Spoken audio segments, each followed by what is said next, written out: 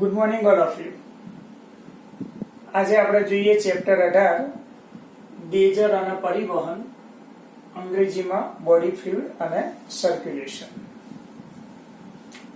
તો સૌથી પહેલા મિત્રો જોઈએ કે ભાઈ ડેઝર અને પરિવહન બે શબ્દો છે. તો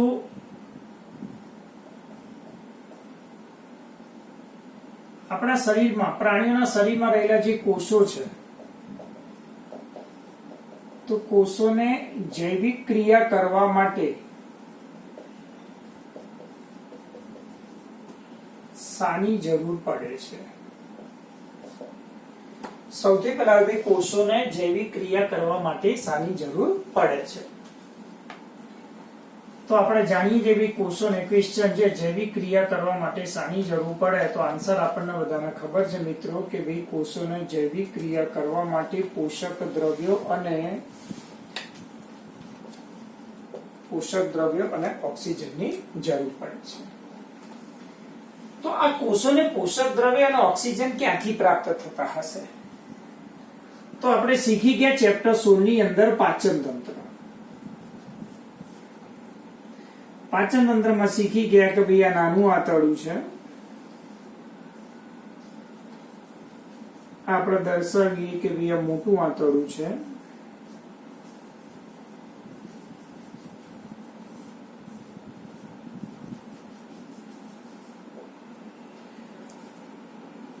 નાનું આંતરડું.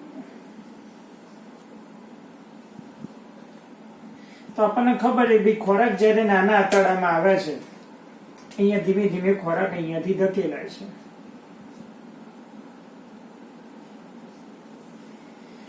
ખોરાક જયારે નાના આંતરડામાં આવે છે ત્યારે આપણને ખબર છે કે ભાઈ એ ખોરાક રસાંકુરો દ્વારા એ શોષાય છે. રસાંકુરોમાંથી એ ખોરાક ક્યાં જશે? તો રસાંકુરોમાંથી એ ખોરાક જશે રુધિરમાં. ભાઈ ખોરાક એ ક્યાં જશે? રુધિરમાં. તો રુધિરમાં એ ખોરાક દાખલ થાય છે. ચલો લખી નાખીએ, ખોરાક એટલે પોષક દ્રવ્ય. તેવી જ રીતે આપણે શ્વસન તંત્ર પણ શીખી ગયા.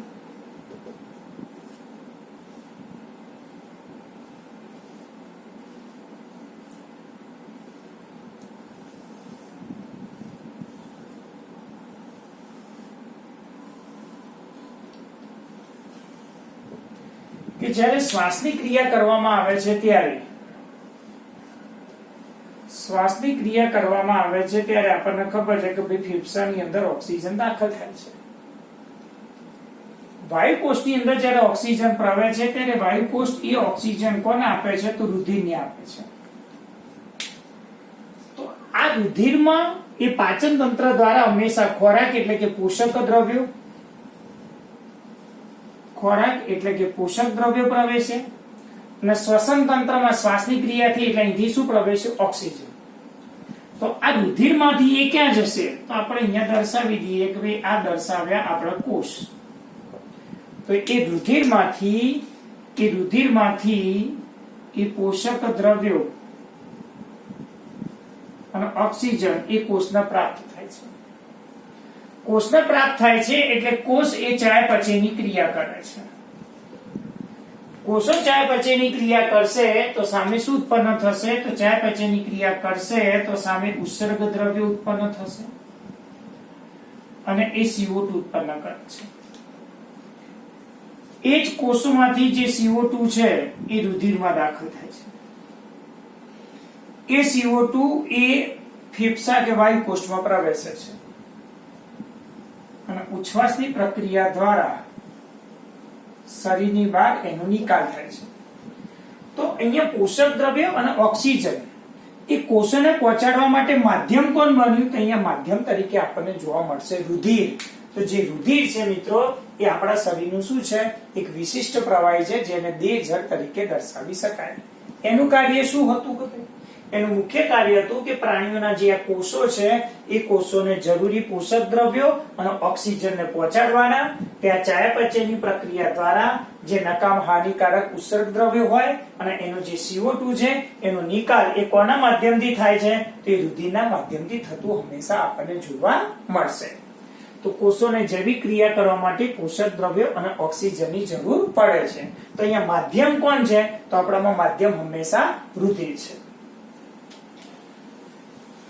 તો મિત્રો આ તો આપણી વાત હતી, પણ માનો કે નીચલી કક્ષાના પ્રાણીઓ હોય, નીચલી કક્ષાના પ્રાણીઓ હોય તો શું? તો આપણને ઉદાહરણ આપ્યું વાદળી. વાદળી એ સછિદ્ર સમુદાયનું પ્રાણી છે. બીજું આપણે ઉદાહરણ લઈએ હાઇડ્રા. તો હાઇડ્રા એ કોષ્ઠાંતરી સમુદાયનું છે. તો આવા પ્રાણીઓમાં કેવા પ્રકારની વ્યવસ્થા આપી છે? તો ઉદાહરણ તરીકે આપણે દર્શાવીએ વાદળી. આ એની શરીર રચના દર્શાવી.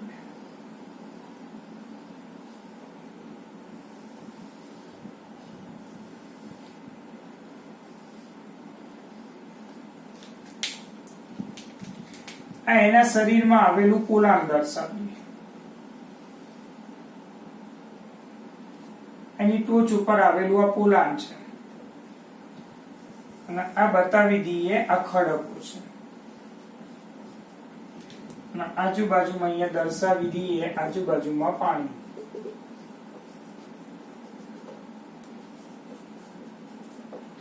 દરિયામાં વસવાટ કરે છે અને ખડકો ઉપર એ સ્થાયી જીવન છે.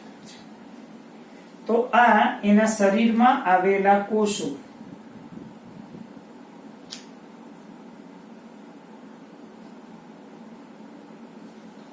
એના શરીરમાં આવેલા કોષો જેને કહેવાય છિદ્ર કોષો.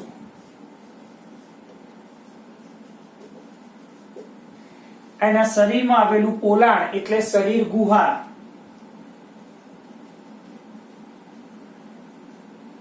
અથવા એને કહેવાય છિદ્રિષ્ઠ ગુહા. અને એની ટોચ ઉપર આવેલો જે ભાગ છે એને કહેવાય આશ્ચર્ય. તો વાદળી અને હાઇડ્રા જેવા જે પ્રાણીઓ છે એમના શરીરની આજુબાજુમાં શું છે? પાણી છે. તો પાણી એમના શરીરની અંદર એ છિદ્ર કોષો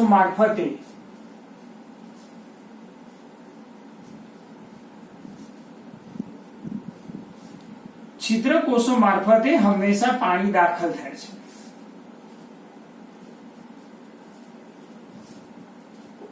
તો છિદ્ર કોષોમાંથી પાણી એ ક્યાં દાખલ થશે? તો એ દાખલ થાય છે છિદ્રિષ્ઠ ગુહામાં, એટલે કે શરીર ગુહામાં. તો આ રીતે પાણીના માધ્યમ દ્વારા અને જરૂરી ઘટકો શરીર ગુહામાં પ્રાપ્ત થાય છે. અને વધારાના જે નકામા ભાગ છે કે વધારાનું જે પાણી છે એ આશ્ચર્ય દ્વારા હંમેશા શું પામે છે? એ નિકાલ પામે છે. એનો મતલબ એ થયો કે ભાઈ ઉત્સર્જનની પ્રક્રિયા થતી આપણને જોવા મળશે. તો નીચલી કક્ષાના પ્રાણીઓ છે કે જે જલીય વસવાટ ધરાવે છે તેવા પ્રકારના પ્રાણીઓની શરીરની આજુબાજુમાં હંમેશા પાણીનું માધ્યમ હોય છે. પાણીમાં જરૂરી જે દ્રવ્ય ઓક્સિજન હશે, પાણીમાં રહેલું જરૂરી જે પોષક દ્રવ્યો હશે એના શરીરમાં છિદ્ર કોષો દ્વારા પ્રવેશશે. છિદ્ર કોષોમાંથી છિદ્રિષ્ઠ ગુહામાં આવશે એટલે કે શરીર ગુહામાં આવશે. શરીર ગુહામાં એ છિદ્રિષ્ઠ ગુહા જરૂરી ઘટકોનો ઉપયોગ કરશે અને ત્યારબાદ ચયાપચય દ્વારા ઉત્પાદેલા જે નકામા ઘટકો છે એ નકામા ઘટકો એની ટોચ ઉપર આવેલા આશ્ચર્ય દ્વારા શરીરની બહાર એનો નિકાલ થતો આપણને જોવા મળશે.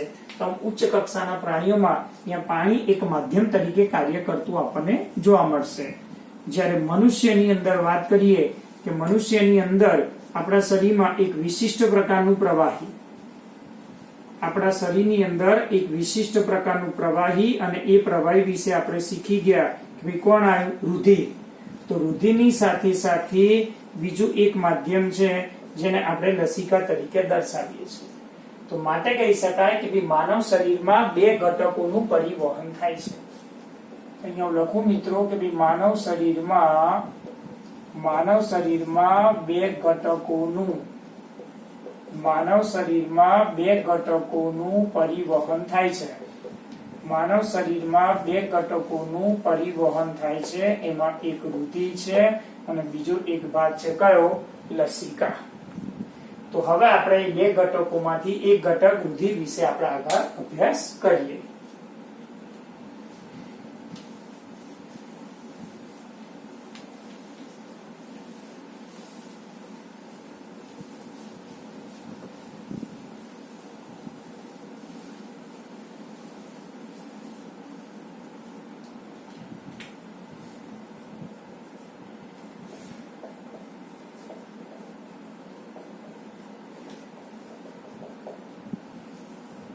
હવે આપણે અભ્યાસ કરીએ રુધિર વિશે.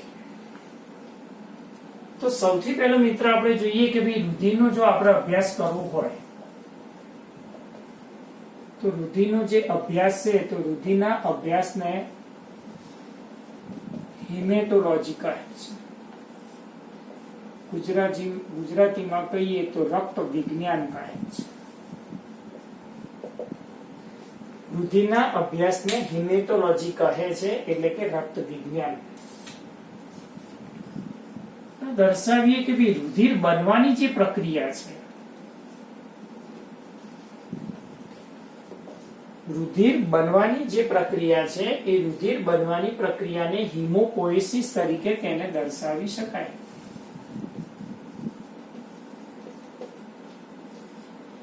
રુધિર બનવાની પ્રક્રિયાને હિમોપોએસિસ તરીકે દર્શાવી શકાય. હિમોપોએસિસ કહે છે. રુધિરના અભ્યાસને હિમેટોલોજી કહે છે અને રુધિર બનવાની પ્રક્રિયાને હિમોપોએસિસ અથવા તો રક્ત નિર્માણ કહે છે. તો આપણને ખબર છે કે જે રુધિર છે એ રુધિરનો રંગ હંમેશા લાલ છે. તો કારણ આપણે જાણીએ છીએ કે રુધિરનો જે લાલ રંગ છે એના માટે જવાબદાર છે હિમોગ્લોબિન નામનું શ્વસનરંજક દ્રવ્ય. રુધિરનો જે પીએચ આંક છે તો રુધિરનો પીએચ આંક કેટલું? 7.4. 7.4 એટલે મિત્રો આપણે લખી નાખીએ કે પીએચ આંક 7.4 એટલે કયું કહી શકાય? આલ્કલીન કહી શકાય. એક વધારાની માહિતી તરીકે અહીંયા આપણે દર્શાવીએ, બહુ અગત્યનું કારણ કદાચ તમને પૂછી શકાય કે રુધિર એ કેવી પેશી છે? તો રુધિર એ પ્રવાહી સંયોજક પેશી છે. રુધિર એ વિશિષ્ટ સંયોજક પેશી છે.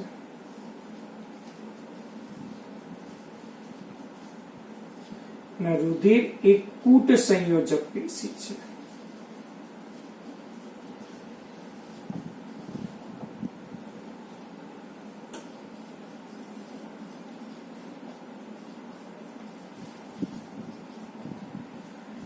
બહુ અગત્યનો મુદ્દો છે, યાદ રાખજો. રુધિર એ પ્રવાહી સંયોજક પેશી. પ્રવાહી સંયોજક પેશી શા માટે કીધું? કે આપણા શરીરની અંદર બધા જ કોષો, પેશી અને અંગો ને હંમેશા સાથે એ જોડાયેલું આપણને જોવા મળશે. કયો શબ્દ છે? પ્રવાહી. તો આપણા શરીરના ખાસ કરીને દર્શાવીએ કે શરીરની અંદર રહેલા તે બધા જ કોષો,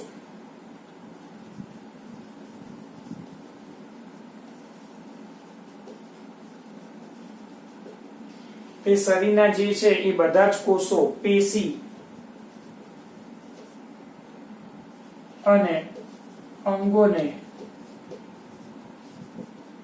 પ્રવાહ સાથે, રુધિરના પ્રવાહ સાથે જોડે છે. તો શરીરના બધા જ કોષો, પેશી અને અંગોને પ્રવાહ સાથે જોડે છે. એક વિશિષ્ટ સંયોજક પેશી છે. કૂટ સંયોજક પેશી શા માટે કીધી? કૂટ એટલે ખોટી.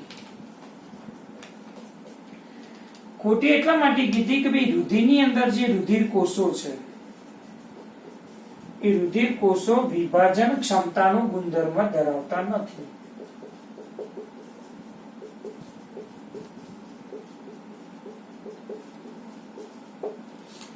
રુધિર કોષો છે એ વિભાજન ક્ષમતાનો ગુણધર્મ ધરાવતા નથી. બીજી રીતે કહીએ તો રુધિરનું જે આધારક દ્રવ્ય જેમાં તંતુ આપણને જોવા મળશે નહીં. પ્રાણી પેશી આવશે ત્યારે શીખવાડીશું. યાદ રાખજો, રુધિરના જે કોષો છે એ વિભાજન ક્ષમતાનો ગુણધર્મ ધરાવતા નથી. અને લખી નાખીએ ભાઈ રુધિરના આધારકમાં, રુધિરના આધારકમાં તંતુઓનો શું છે? અભાવ જોવા મળે છે. આ બે કારણો લીધે કહી શકાય કે રુધિર એ કૂટ સંયોજક પેશી અથવા તો ખોટી સંયોજક પેશી છે.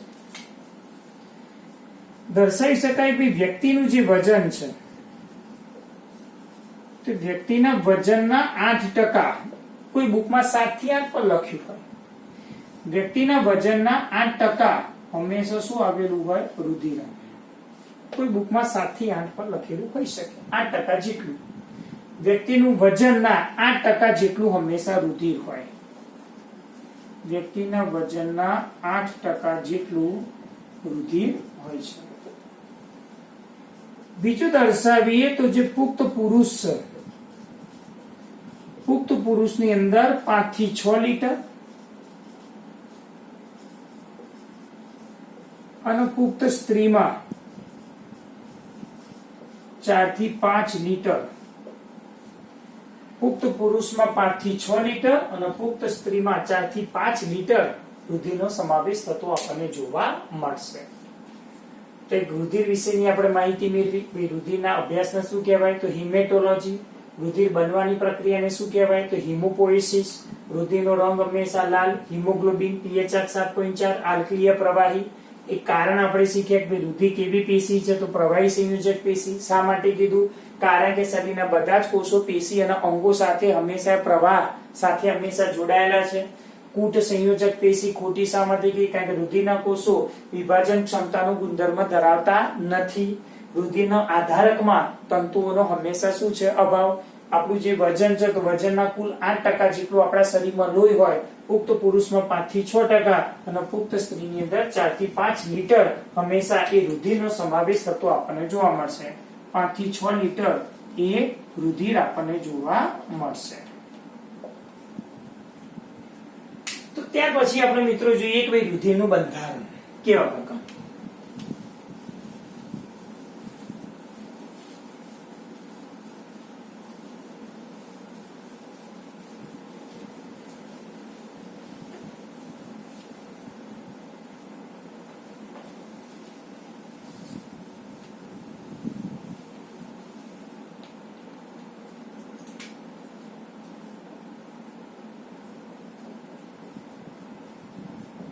હવે આપણે જોઈ કાઢીએ ભાઈ રુધિરનું બંધારણ. રુધિરનું બંધારણ આપણે જોઈશું તો એના મુખ્ય 2 પ્રકાર છે. એક પ્રકાર છે રુધિર રસ અને બીજો પ્રકાર છે સંગઠિત પદાર્થો. તો રુધિરના બંધારણમાં જે રુધિર રસ છે એ રુધિર રસ છે 55% અને સંગઠિત પદાર્થો છે 45%. રુધિર રસના અંગ્રેજીમાં પ્લાઝમા તરીકે દર્શાવી શકાય, જ્યારે સંગઠિત પદાર્થો છે તો એ સંગઠિત પદાર્થોને ફોર્મ એલિમેન્ટ્સ તરીકે તેને દર્શાવી શકાય, અથવા આ જ સંગઠિત પદાર્થોને બીજું નામ કે બે રુધિરના કોષો તરીકે પણ તેને દર્શાવી શકાય. તો સૌથી પહેલું અહીંયા આપણે દર્શાવીએ કે ભાઈ રુધિર રસ, એના વિશે માહિતી મેળવીએ. રુધિર રસ એ શું છે? તો રુધિર રસ આપણે દર્શાવીએ તો ભાઈ સૌથી પહેલા એક ચાર્ટ બનાવી દઈએ કે ભાઈ રુધિર રસ તે આછા પીરાશ પડતા રંગનું પ્રવાહી છે. તો રુધિર રસ આછા પીરાશ પડતા રંગનું છે કે એની અંદર શું આવેલું હોય? તો યુરોબિલિનોજન આવેલું હોય. યુરોબિલિનોજન અથવા તો આપણે નામ સાંભળ્યું છે કયો શબ્દ? તો બિલિરુબિન. તો રુધિર રસ કોને કહેવાય? તો રુધિરની અંદર રહેલું આધારક અથવા પ્રવાહી એને રુધિર રસ કહેવાય. તે આછા પીરાશ પડતા રંગનું પ્રવાહી છે. તે સ્નિગ્ધ પ્રવાહી છે. સ્નિગ્ધ એટલે ચિકાસ.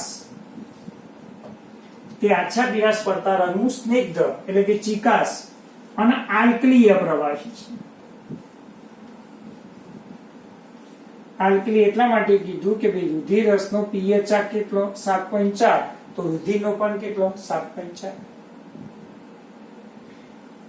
તો આ જે રુધિર રસ છે તો એ રુધિર રસને મુખ્ય 3 ઘટકોમાં વિભાજિત કરી શકાય. સૌથી પહેલો ભાગ છે 90 થી 92% ભાગ પાણી.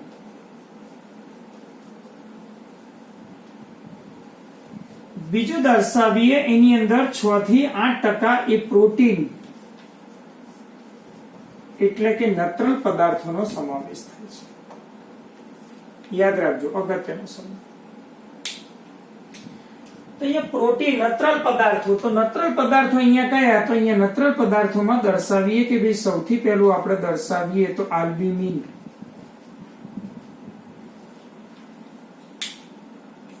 તો આલ્બ્યુમિન એ ક્યાંથી ઉદ્ભવે? એનું ઉદ્ભવ સ્થાન કયું? જોડે જોડે આપણે લેતા લઈએ કે ભાઈ આલ્બ્યુમિન એ યકૃતમાંથી ઉદ્ભવે છે. શું કાર્ય કરશે તો એનું જે કાર્ય છે તો અહીંયા જવાબ આ છે તો જવાબ આ જ યાદ રાખવાનું કે એનું કાર્ય આશ્રુતિ અને પીએચ નું નિયમન કરશે. આશ્રુતિ અને પીએચ નું નિયમન કરે છે. અને લખી નાખીએ બી કોષ રસમાં આવેલું સૌથી નાનું પ્રોટીન છે.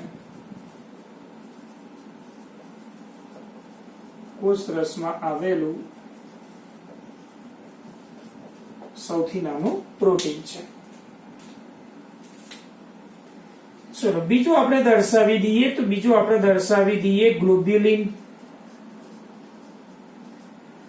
ગ્લોબ્યુલિન ક્યાંથી ઉદ્ભવે છે? તો ગ્લોબ્યુલિન એ યકૃત અને યકૃતની સાથે એ લસિકા અંગોમાંથી. શું કાર્ય કરશે આ ગ્લોબ્યુલિન? શું કાર્ય કરશે તો ગ્લોબ્યુલિન એ આપણા શરીરની અંદર રોગો સામે આપણને રક્ષણ આપશે. રોગ પ્રતિકારક અને સાથે સાથે રોગ પ્રતિકારક અને પ્રવાહી એટલે લખીએ ભાઈ અંતઃસ્ત્રાવ, કારણ કે બધા અંતઃસ્ત્રાવ રુધિર દ્વારા જ વહન થાય. પ્રવાહી અને અંતઃસ્ત્રાવનું શું કરશે? વહન. આ જે ગ્લોબ્યુલિન છે અહીંયા દર્શાવીએ કે ભાઈ ગ્લોબ્યુલિન જે છે એ ગ્લોબ્યુલિનના 3 પ્રકાર.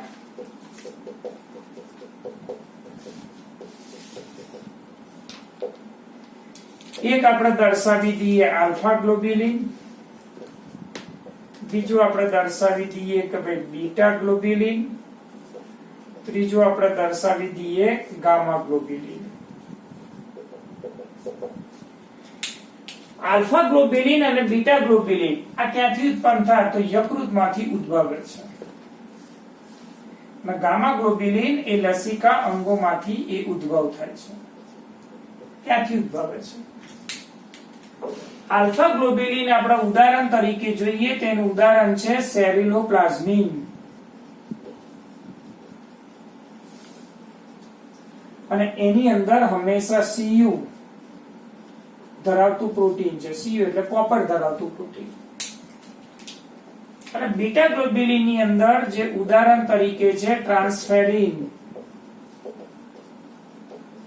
અને Fe એટલે કે આયર્ન ધરાવતું પ્રોટીન છે. અને લસિકા અંગોની અંદર ઉદાહરણ તરીકે જોવા જઈએ તો ઉદાહરણ તરીકે શું આવે કે ભાઈ એન્ટીબોડી કહેવાય ઇમ્યુનોગ્લોબ્યુલિન્સ.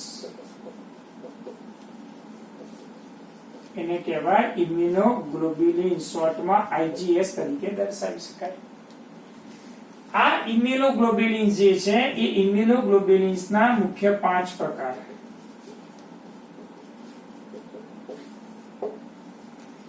ઇમ્યુનોગ્લોબ્યુલિન્સના મુખ્ય પ્રકાર કેટલા? 5. તો IgG, IgA, IgM, IgD અને IgE. તો અહીંયા મિત્રો તમે યાદ રાખજો કે ભાઈ આ જે શબ્દ બની ગયો અહીંયા લખી નાખીએ તો એક સૂત્ર થઈ ગયું ગામડે.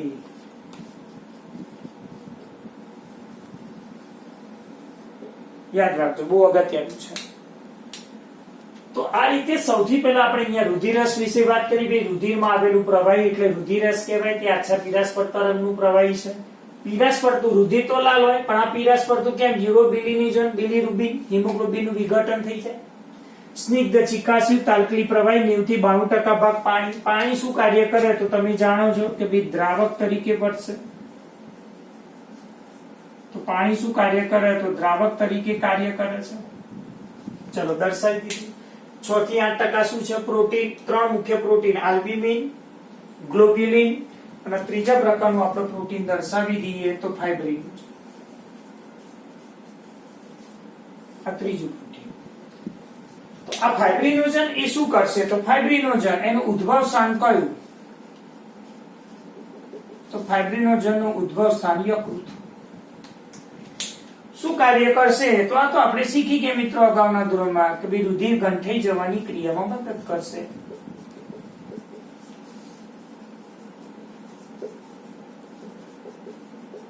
રુધિર ગંઠાઈ જવાની ક્રિયામાં શું કરશે? મદદ. તો રુધિરરસની અંદર 90 થી 92% ભાગ પાણી, 6 થી 8% પ્રોટીન, પ્રોટીનમાં 3 આલ્બ્યુમિન, ગ્લોબ્યુલિન અને ફાઇબ્રિનોજન. અને આપણે ત્રીજા નંબરનો જે પ્રકાર આપણે દર્શાવી દઈએ, ત્રીજા નંબરનો પ્રકાર તો 0.9% અકાર્બનિક ક્ષારો.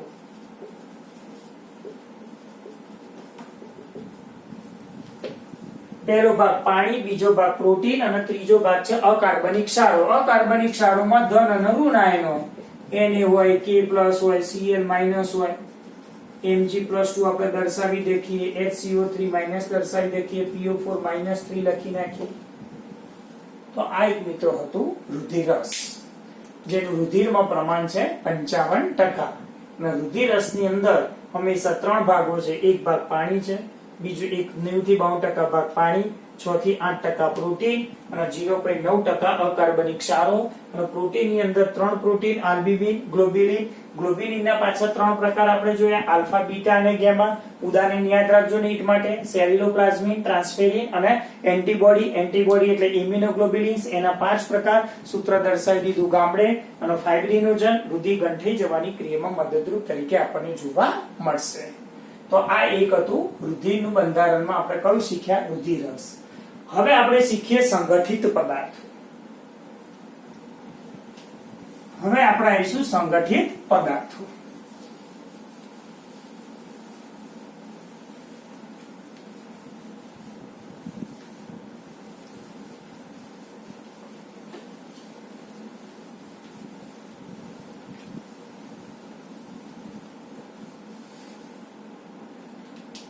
તો રુધિરના બંધારણની અંદર આ ભાગ છે એક સંગઠિત પદાર્થ. અંગ્રેજીમાં આપણે કહીએ કે ભાઈ એને ફોર્મ એલિમેન્ટ્સ તરીકે દર્શાવી શકાય, અથવા તો બીજું નામ છે રુધિર કોષો.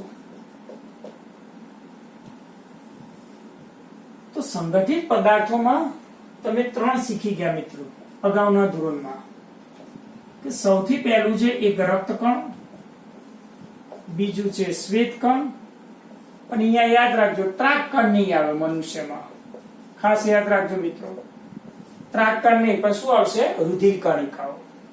એક રક્તકણ, શ્વેતકણ અને રુધિર કણિકાઓ. આ રક્તકણ છે, એ રક્તકણને અંગ્રેજીમાં કહેવાય ઇરિથ્રોસાઇટ્સ, અથવા તો એનું બીજું નામ છે આરબીસી, રેડ બ્લડ સેલ્સ. શ્વેતકણને અંગ્રેજીમાં કહેવાય લ્યુકોસાઇટ્સ, એનું બીજું નામ છે ડબ્લ્યુબીસી, વ્હાઇટ બ્લડ સેલ્સ.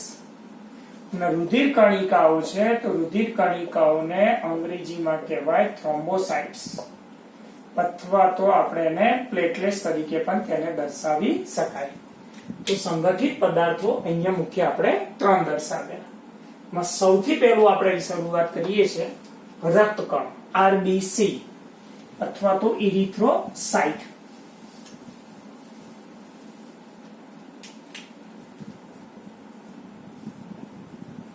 રક્તકણ અથવા લખી નાખીએ આરબીસી, અથવા લખી નાખીએ ઇરિથ્રોસાઇટ્સ.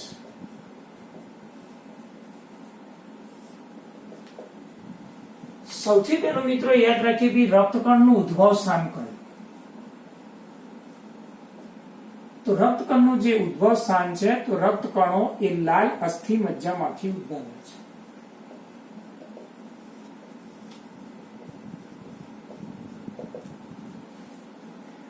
રક્તકણો ઉદ્ભવે છે લાલ અસ્થિ મજ્જામાંથી. રક્તકણો નાશ ક્યાં પામે છે? તો રક્તકણો હંમેશા નાશ એટલે મરી ક્યાં જાય છે? તો એ બરુડમાં, એટલે સ્પ્લીન. રક્તકણોની સંખ્યા કેટલી હોય છે? તો રક્તકણોની સંખ્યા લઈએ એક ઘન mm માં એક સ્વસ્થ વ્યક્તિ અથવા પુખ્ત વ્યક્તિમાં, અહીંયા લખી નાખીએ કે ભાઈ પુખ્ત વ્યક્તિમાં 1 ઘન mm જો રુધિર લેવામાં આવે તેની અંદર 50 થી 55 લાખ 50 થી 55 લાખ એટલે કે 5.0 થી 5.5 મિલિયન એ રક્તકણ આવેલા હોય છે. રક્તકણની સંખ્યા પુરુષોમાં વધારે હોય, સ્ત્રીઓમાં ઓછી હોય, પણ જનરલી આ સામાન્ય માહિતી આપી કેટલી હોય 1 ઘન ml રુધિરમાં આપણને કેટલી જોવા મળશે. તો રક્તકણની અંદર શું આવેલું હોય તો આપણે જાણીએ છીએ ભાઈ શ્વસન રંજક દ્રવ્ય. તો રક્તકણમાં શ્વસન રંજક દ્રવ્ય શું આવેલું હોય તો હિમોગ્લોબિન આવેલું હોય. હિમોગ્લોબિન આવેલું હોય તો હિમોગ્લોબિનના અહીંયા બે ભાગ પાડી દઈએ, એક આપણે દર્શાવીએ હિમ અને બીજું આપણે દર્શાવીએ ગ્લોબિન. તો હિમ એ શું છે તો હિમ એ 5% ભાગ છે અને ગ્લોબિન એ 55% ભાગ છે. તો હિમ એ રક્તકણનો કયો ભાગ છે તો એ લિપિડ વાળો ભાગ છે અને ગ્લોબિન એ શું છે તો રક્તકણનો એ પ્રોટીન વાળો ભાગ છે. આ જે ગ્લોબિન છે એ ગ્લોબિન ની અંદર 4 પોલીપેપ્ટાઇડ ની શૃંખલા હોય. 4 પોલીપેપ્ટાઇડ ની શૃંખલા. માન લો કે લખીએ ભી પુખ્ત વ્યક્તિનું હિમોગ્લોબિન લેવામાં આવે, નીટમાં પૂછે તો એની અંદર 2 આલ્ફા વત્તા 2 બીટા શૃંખલા આપેલી.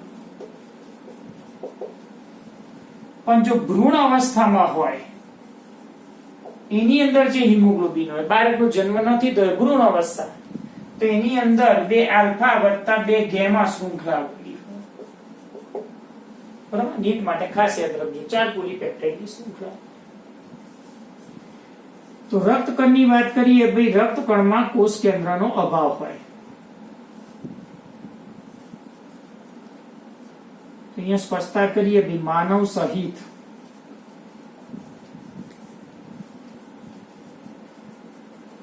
સસ્તનોમાં રક્તકણોમાં કોષ કેન્દ્રનો અભાવ હોય. નીટ માટે અહીંયા યાદ રાખીએ મિત્રો કે ભાઈ અહીંયા આપણે સસ્તન વર્ગ લખી નાખ્યું, તો નીટમાં પૂછી શકાય કે ભાઈ અપવાદરૂપ યાદ રાખજો. અપવાદરૂપ ઊંટ અને લામા આ બે પ્રાણીઓ છે. તો ઊંટ અને લામાની અંદર હંમેશા રક્તકણ કોષ કેન્દ્ર યુક્ત હોય છે. એની અંદર જે રક્તકણ છે એ હંમેશા કેવું છે કોષ કેન્દ્ર. માનવ સહિત સસ્તનમાં રક્તકણમાં કોષ કેન્દ્રનો અભાવ હોય છે અને આ કેવું હોય છે દ્વિઅંતરકુળ. અને અહીંયા ઊંટ અને લામાની અંદર જોવા જઈએ તો એ કેવા પ્રકારનું હોય છે તો એ દ્વિબહિર્ગોળ પ્રકારનું આપણને જોવા મળશે.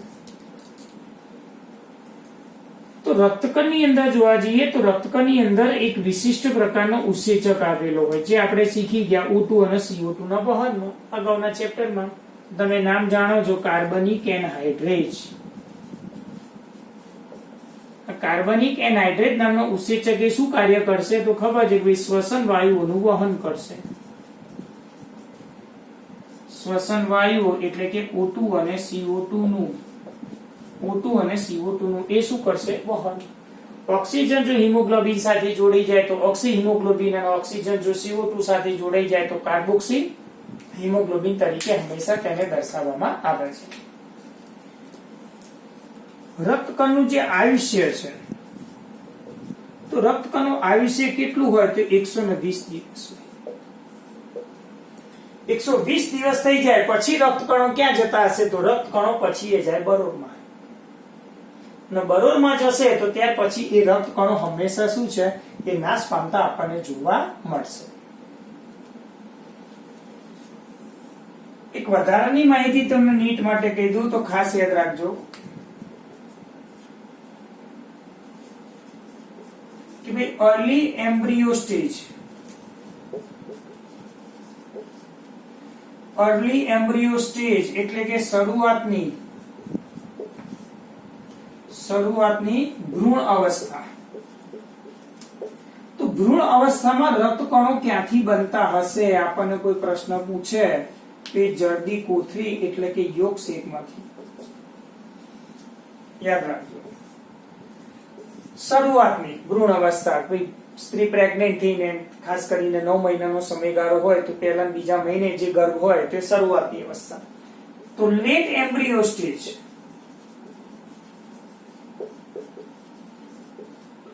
લેટ એમ્બ્રિયો સ્ટેજ હોય તો ક્યાંથી બનશે? તો એ ખાસ કરીને આપણે યકૃત દર્શાવી દઈએ અને બરોળ પણ દર્શાવી દેવાય. તો બરોળનું કાર્ય રક્તકણોનો નાસ્તો કરે છે પણ સાથે સાથે સંગ્રહ પણ કરે છે. બહુ અગત્યનો પ્રશ્ન છે. ચલો ભાઈ, લેટ એમ્બ્રિયો સ્ટેજ, ભાઈ 8મો 9મો મહિનો થઈ ગયો, પછી બાળકનો જન્મ થશે. તો જન્મ પછી બાળક જીવે છે ત્યાં સુધી ક્યાંથી પ્રાપ્ત થાય છે? તો પછી જે રક્તકણો છે એ રક્તકણો એ અસ્થિ મજ્જામાંથી, આ જ અસ્થિ મજ્જાને એ બોન મેરો, આ જ અસ્થિ મજ્જાને બોન મેરો તરીકે પણ તેને દર્શાવવામાં આવે છે. તો અહીંયા રક્તકણ વિશે આપણે જોયું કે રક્તકણનો ઉદ્ભવ ક્યાંથી થાય? તો લાલ અસ્થિ મજ્જામાંથી થાય. નાશ ક્યાં પામશે? તો બરોળમાં નાશ પામશે. સંખ્યા, બાકીના જે રક્તકણ, શ્વેતકણ અને રુધિરકણિકા કીધું તો સૌથી વધુ સંખ્યા કોની? તો રક્તકણની. પુખ્ત વ્યક્તિની અંદર 1 ઘન mm રુધિર લેવામાં આવે તેની અંદર 50 થી 55 લાખ રક્તકણ જોવા મળે. રક્તકણ હંમેશા આરબીસી, રેડ બ્લડ સેલ, લાલ રંગના કેમ કીધા? કારણ કે શ્વસન અંજક દ્રવ્ય શું આવેલું હોય? હિમોગ્લોબિન, સોરી, હિમ અને ગ્લોબિન. હિમ કેટલા ટકા? 5%. ગ્લોબિન કેટલા ટકા? 95. હિમ એ લિપિડ વાળો ભાગ છે, ગ્લોબિન એ પ્રોટીન નો ભાગ છે. ગ્લોબિનમાં 4 પ્રકારની પોલીપેપ્ટાઇડ શૃંખલા હોય, 2 આલ્ફા અને 2 બીટા. પણ યાદ રાખજો, પુખ્ત વ્યક્તિનું હિમોગ્લોબિન હોય તો, ભ્રૂણ અવસ્થામાં જો હિમોગ્લોબિન હોય તો 2 આલ્ફા અને 2 ગેમા પ્રકારની શૃંખલા આપણને જોવા મળશે. આ એક અગત્યનો મુદ્દો કહી શકાય કે જે તમે નીટ માટે ખૂબ ખાસ અગત્યનો મુદ્દો તરીકે યાદ રાખજો. માનવ સહિત સસ્તનોમાં જોવા જઈએ તો રક્તકણોમાં કોષ કેન્દ્રનો શું છે? અભાવ. કોષ કેન્દ્રનો અભાવ છે એટલે રક્તકણોનું આયુષ્ય કેટલું છે? 120 દિવસ છે. કેવો આકાર છે? દ્વિઅંતરગોળ. અપવાદરૂપ સસ્તન વર્ગ, સસ્તનોમાં ઊંટ અને લામા, આ બંને પ્રાણીની અંદર રક્તકણ હંમેશા કોષ કેન્દ્ર યુક્ત અને દ્વિબહિર્ગોળ આપણને જોવા મળશે. ઉત્સેચક કોણ? કાર્બનિક એનહાઇડ્રેટ ઉત્સેચક આવેલું હોય. એનું કાર્ય શું? શ્વસન વાયુનું વહન. શીખી ગયા. ઓક્સિજન એ હિમોગ્લોબિન સાથે જોડાશે, Hb. તો ઓક્સી હિમોગ્લોબિન CO2 સાથે જોડાશે તો કાર્બોક્સી હિમોગ્લોબિન તરીકે દર્શાવી શકાય. આયુષ્ય કેટલું? 120 દિવસ. આયુષ્ય એટલે જીવન અવધિ, એનો સમયગાળો 120 દિવસ આપણને જોવા મળશે. આ એક વધારાની માહિતી છે કે શરૂઆતની ભ્રૂણ અવસ્થામાં રક્તકણ ક્યાંથી બને? જરદી કોથળીમાંથી. લેટ એમ્બ્રિયો સ્ટેજમાં ક્યાંથી બને? તો યકૃત અને બરોળમાંથી. અને જન્મ પછી હંમેશા રક્તકણો ક્યાંથી પ્રાપ્ત થાય છે? તો અસ્થિ મજ્જામાંથી ઉદ્ભવતા આપણને જોવા મળશે. તો સંગઠિત પદાર્થમાં પહેલો ભાગ છે રક્તકણ, જેને આરબીસી અથવા ઇરિથ્રોસાઇટ તરીકે ઓળખવામાં આવે છે. બરોબર, જોઈ લો મિત્રો.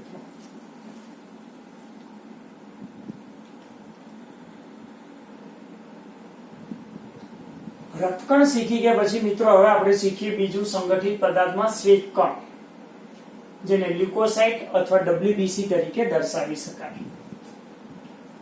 તો આ શ્વેતકણ ક્યાંથી ઉદ્ભવે?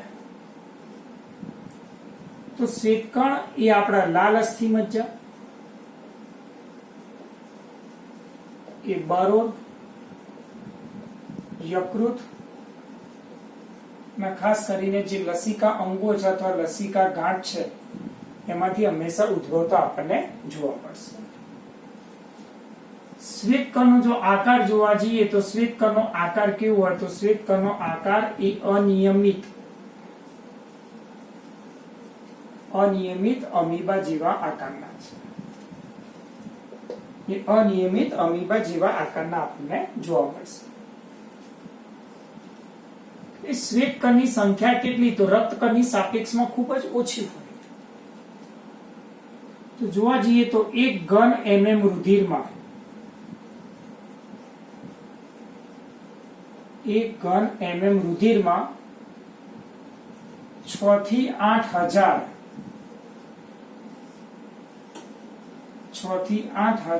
એક પુખ્ત વ્યક્તિની વાત કરીએ આપણે તો 1 ઘન mm રુધિર લેવામાં આવે તેની અંદર 6 થી 8,000 શ્વેતકણ આવેલા આપણને જોવા મળશે. ખાસ કરીને જોઈએ કે શ્વેતકણની અંદર જે કોષ કેન્દ્ર છે એ કોષ કેન્દ્રની હાજરી છે. તો કોષ કેન્દ્રની હાજરી છે તો કોષ કેન્દ્ર કેવું છે? એ ખંડિત કે અખંડિત આપણને. એમાં હિમોગ્લોબિનનો અભાવ છે.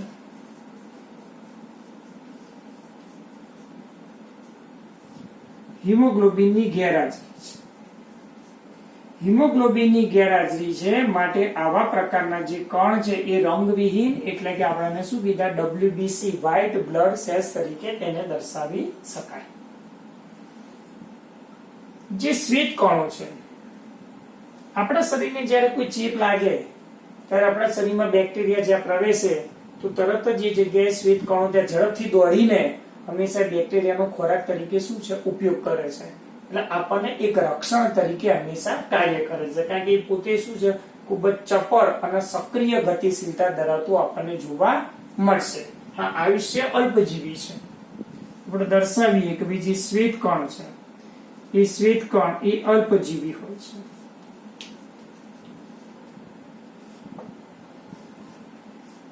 તો કણિકાઓ અને કોષ રસને આધારે કણિકાઓ અને કોષ રસના આધારે એ શ્વેત કણના બે પ્રકાર છે.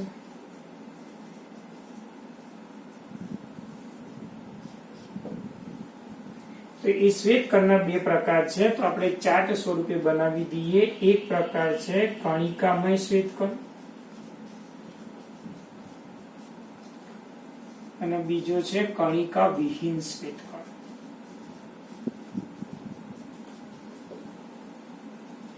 કણિકામય જે શ્વેત કણ છે કે જેની અંદર કણિકા આવેલી હોય એમાં પહેલું નામ છે અમ્લરાગી કણ.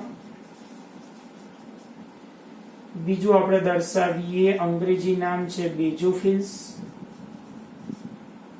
અથવા લખી નાખીએ અલ્કલરાગી કણ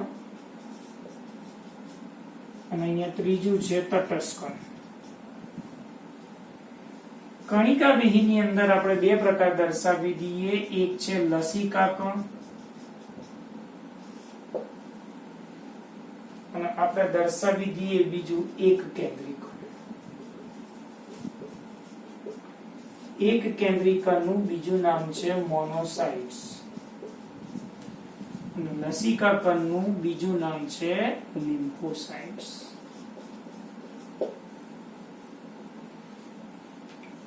તો હવે આપણે આ શ્વેત કણના જે બે પ્રકાર છે એના વિશે હવે આપણે માહિતી મેળવીએ. તો શ્વેત કણનું ઉદ્ભવ સ્થાન લાલ અસ્થિ મજ્જા બરોડ યકૃત લસિકા ગાંઠમાંથી. આકાર અનિયમિત અમીબા જેવા 1 ઘન mm રુધિરમાં 6 થી 8000. કોષ કેન્દ્ર એનું ખંડિત અથવા અખંડિત. હિમોગ્લોબિનની ગેરહાજરી માટે રંગવિહીન. શ્વેત કણ અલ્પજીવી છે. જીવાણુ ભક્ષક તરીકે કાર્ય કરે છે. લખી નાખીએ તે જીવાણુ ભક્ષક તરીકે વર્તે છે.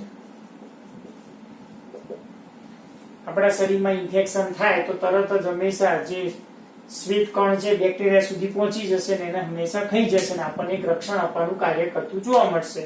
તો કણિકાઓ અને કોષ રસના આધારે શ્વેત કણના મુખ્ય બે પ્રકાર કણિકામય અને કણિકા વિહીન. કણિકામયના 3 પ્રકાર અમ્લરાગી, અલ્કરાગી અને તટસ્થ કણ.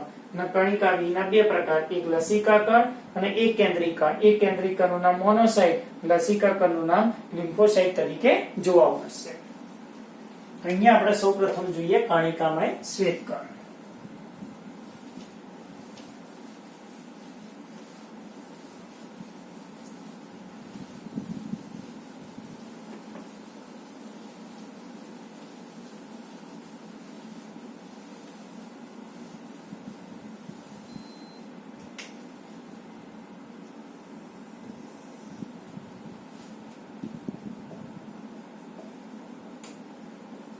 કણિકામય શ્વેત કણ.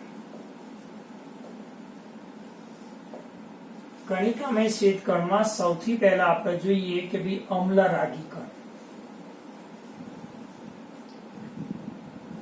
જેને એસિડોફિલ્સ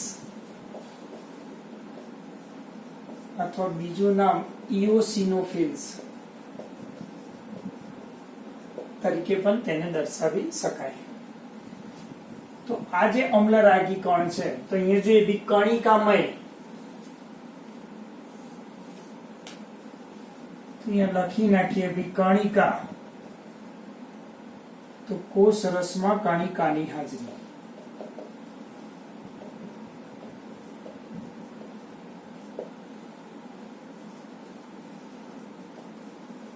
અભિરંજન, અભિરંજકનું નામ છે ઇઓસિન. એના દ્વારા એ અભિરંજિત થાય એટલે કલર કરે, રંગ આપે. એનું પ્રમાણ દર્શાવીએ તો કુલ શ્વેતકણના 2 થી 3%. અને દર્શાવીએ કાર્ય, તો કાર્ય જોવાય તો કણિકામાં અમ્લરાગી જે છે એ હંમેશા ચેપને બચાવે છે, ચેપને બચાવે છે અને એલર્જીક પ્રતિક્રિયા સાથે સંકળાયેલું છે.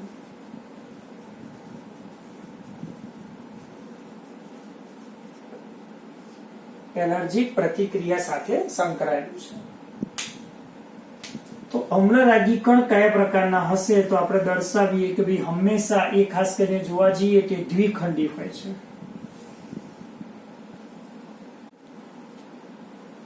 આ રીતે એ દર્શાવી દઈએ કે ભાઈ એ દ્વિખંડી કોષ કેન્દ્ર. બીજું આપણે દર્શાવીએ તો બીજું છે અલ્કર રાગી, જેને બેઝોફિલ્સ કહેવાય. અલ્કર રાગી અથવા બેઝોફિલ્સ. તો અહીંયા પણ દર્શાવી દઈએ એ જ ક્રમ આપણે લખીએ કે ભાઈ સૌથી પહેલી જે કણિકા છે તો એ લખી નાખે ભાઈ કોષ રસમાં કણિકાની હાજરી.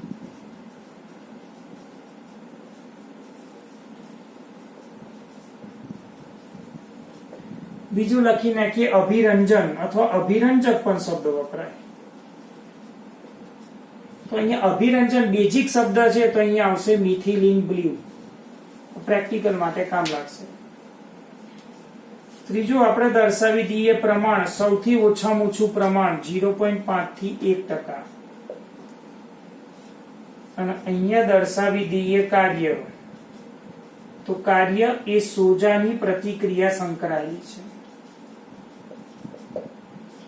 સોજો એટલે ઇન્ફ્લેમેશન. કેમ સંકળાયેલી છે? કારણ કે આપણને ખબર છે કે 3 પ્રકારના દ્રવ્યો ઉત્પન્ન થશે: હિપેરિન, હિસ્ટેમાઇન અને સેરેટોનિન નું શું કરશે? સ્ત્રાવ કરશે.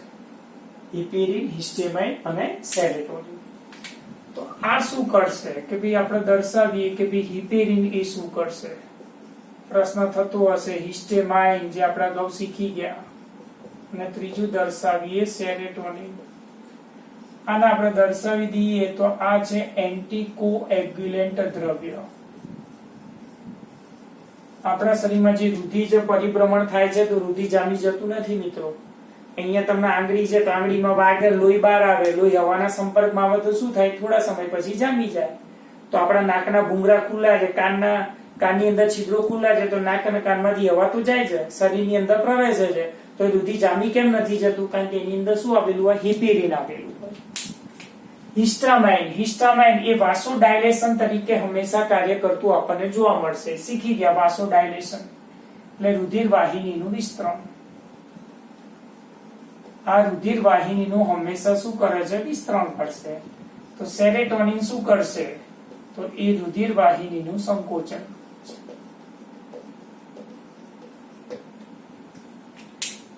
બેઝોફિલ્સ કેવા પ્રકારના આપણને જોવા મળશે? તો બેઝોફિલ્સ આપણે દર્શાવી, હા એની અંદર આ કોષ રસમાં મિત્રો કણિકા દર્શાવવાની થઈ ગઈ. આપણે દર્શાવીએ કણિકા. આ દર્શાવી કણિકા.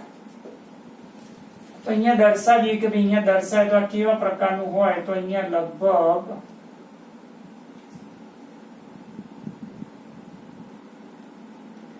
જોવા જઈએ તો આ શું છે? 2 થી 3 ખંડમાં વિભાજિત હોય. ક્યારેક એવું પૂછી શકાય નીટની અંદર અંગ્રેજી અક્ષર એસ આકારના, કઈક અંશે અંગ્રેજી અક્ષર એસ આકારના. ત્રીજો મુદ્દો આપણે જોઈ કાઢીએ મિત્રો તટસ્થ, જેને ન્યુટ્રોફિલ્સ તરીકે તેને દર્શાવી શકાય. એની અંદર દર્શાવીએ તો કણિકા તો હંમેશા કોષ રસમાં કણિકાની હાજરી.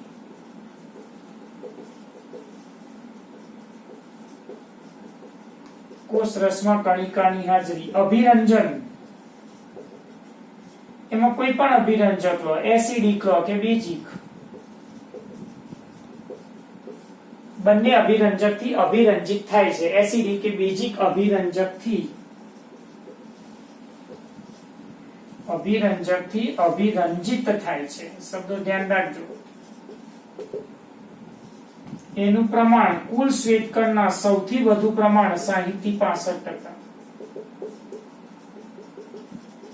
સૌથી વધુમાં વધુ શ્વેતકણ કોણ ધરાવે? તો તટસ્થ. નીટમાં પૂછાય અને સૌથી ઓછામાં ઓછું પ્રમાણ, સૌથી ઓછું પ્રમાણ ધરાવતું શ્વેતકણ કયો? તો બેઝોફિલ્સ, અલ્કરાગી. આનું કાર્ય શું? તો આનું કાર્ય તરીકે લખી નાખી કે તે જીવાણુ ભક્ષક તરીકે કાર્ય કરે છે, એટલે કે સૈનિક તરીકે કાર્ય કરતું આપણને જોવા મળશે.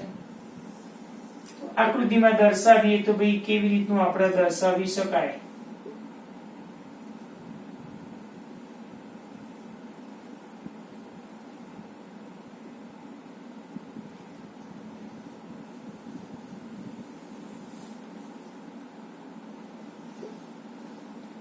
તો અહીંયા લગભગ 3 થી લગભગ 5 કે 7 જેટલા ખંડો,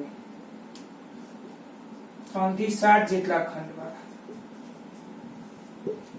અહીંયા દર્શાવી શકાય કે ભાઈ કણિકાની સંખ્યા ઓછી હોય.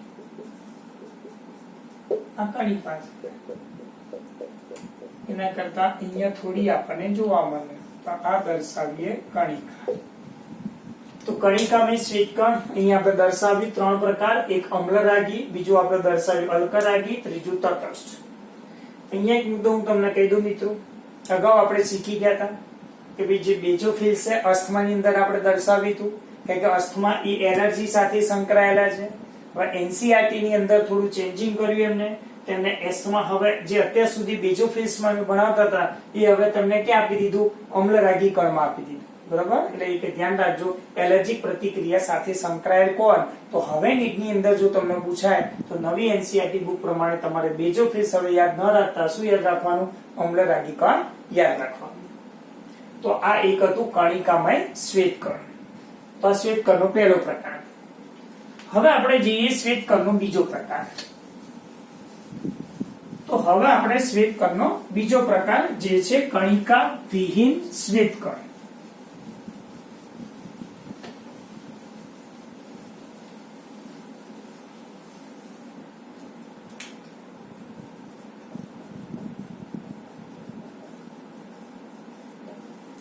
કણિકા વિહીન શ્વેતકણ.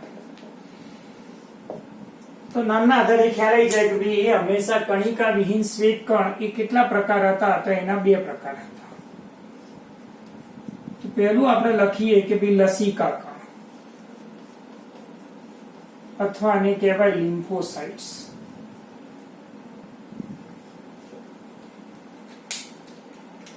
તો અહીંયા લખી નાખીએ ભાઈ અહીંયા જે કણિકા છે તો કણિકા એ શું હશે? એ ગેરહાજર હશે. કણિકા ગેરહાજર હોય તો કલર થાય જ નહીં. તો અભિરંજક હંમેશા એ કેવા હશે? તો ગેરહાજર હશે. તો પ્રમાણ અહીંયા કેટલા ટકા હશે? તો લસિકા કણનું જે પ્રમાણ છે ખાસ કરીને 20 થી 25% આપણને જોવા મળશે.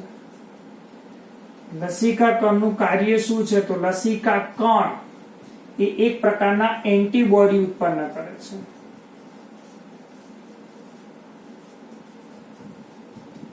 એટલે લખીએ કે ભાઈ બી અને ટી કોષો બનાવે છે. બી કોષો અને ટી કોષો બને છે કે બી ટી કોષો ભેગા થશે તો એન્ટીબોડીનું એ શું કરશે? નિર્માણ કરતા આપણને જોવા મળશે. કેવા પ્રકારના હોય તો લગભગ લખી નાખીએ કે ભાઈ ગોળાકાર પ્રકારનો સ્વરૂપ ધરાવતા આપણને જોવા મળશે. લખી નાખીએ ભાઈ ગોળાકાર કોષ કેન્દ્ર. કોષ રસમાં કણિકા ના હોય. બીજો પ્રકાર આપણે લઈ લઈએ. અહીંયા બીજો પ્રકાર છે તો એનું નામ છે એક કેન્દ્રીકરણ, અથવા એને કહેવાય મોનોસાઇટ્સ. ચલો અહીંયા પર લખી નાખીએ કે ભાઈ કણિકા વિહીન છે એટલે ગેરહાજર,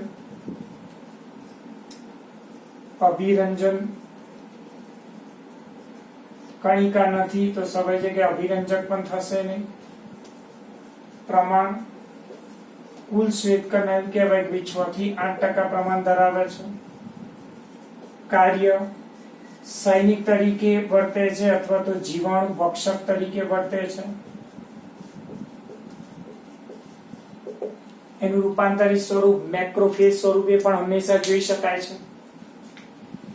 અને કેવા પ્રકારે આપણને જોવા મળશે તો કહી શકાય કે ભાઈ સૌથી મોટા કદના લગભગ સૌથી મોટા કદના તો કહી શકાય કે મૂત્રપિંડ આકાર. મૂત્રપિંડ આકાર કહો કે દિવાલ જેવો આકાર, ખાસ કરીને મૂત્રપિંડ આકારનું કોષ કેન્દ્ર. તો કણિકા વિહીન શ્વેતકણના બે પ્રકાર છે, એક લસિકા કણ અને અંગ્રેજીમાં લિમ્ફોસાઇટ, બીજું એકેન્દ્રી કણ અંગ્રેજીમાં મોનોસાઇટ. પ્રમાણ ખાસ યાદ રાખજો 20 થી 25% અને કાર્ય ખાસ યાદ રાખવાનું. આકૃતિમાં કોષ કેન્દ્ર ગોળાકાર છે. અહીંયા પ્રમાણ 6 થી 8%, કાર્ય જીવાણુ ભક્ષક એટલે સૈનિક તરીકે વર્તે છે. હંમેશા કેવું છે મૂત્રપિંડ આકારનું આપણને જોવા મળશે. અહીંયા શ્વેતકણનો એક આ બીજો પ્રકાર હતો કણિકા વિહીન. હવે આપણે અહીંયા શીખી ગયા હતા બીજી સંગઠિત પદાર્થ છે. તો સંગઠિત પદાર્થની અંદર 3 ભાગો આવે. સંગઠિત પદાર્થની અંદર 3 ભાગો આવે. એમાં ત્રીજા નંબરનો ભાગ હવે આપણે લઈએ, સૌથી છેલ્લો ભાગ ભાઈ રુધિર કણિકાઓ. એનું બીજું નામ છે થ્રોમ્બોસાઇટ્સ. ચલો ક્યાંથી ઉદ્ભવે? તો આ જે રુધિર કણિકાઓ છે એ રુધિર કણિકાઓનું એ ઉદ્ભવ સ્થાન છે અસ્થિ મજ્જાના. એનું ઉદ્ભવ સ્થાન છે અસ્થિ મજ્જાના વિશિષ્ટ કોષો. અસ્થિ મજ્જાના વિશિષ્ટ કોષો એટલે મેગા કેરિયોસાઇટ્સ. એમાંથી હંમેશા આ રુધિર કણિકાઓ ઉદ્ભવે છે. એની સંખ્યા કેટલી હોય તો એની સંખ્યા 1 ઘન ml રુધિરમાં 1.5 થી 3.5 લાખ જેટલી આપણને જોવા મળશે. રક્તકણની કેટલી હતી? 50 થી 55 લાખ. શ્વેતકણની કેટલી હતી? 6 થી 8000. અને રુધિર કણિકાઓની કેટલી? 1.5 થી 3.5 એટલે કે 3.5 લાખ. કોષ કેન્દ્રનો અભાવ. કોષ કેન્દ્રનો અભાવ શું કાર્ય કરશે? તેનું બીજું નામ છે થ્રોમ્બોસાઇટ્સ. તો ખાસ કરીને ઈજાના સ્થાને જે આપણને વાગે તો ઈજાના સ્થાને રુધિર કણિકાઓ ભેગી થાય. ઈજાના સ્થાને રુધિર કણિકાઓ ભેગી મળી રુધિર ગંઠાઈ જવાની ક્રિયામાં મદદ કરશે.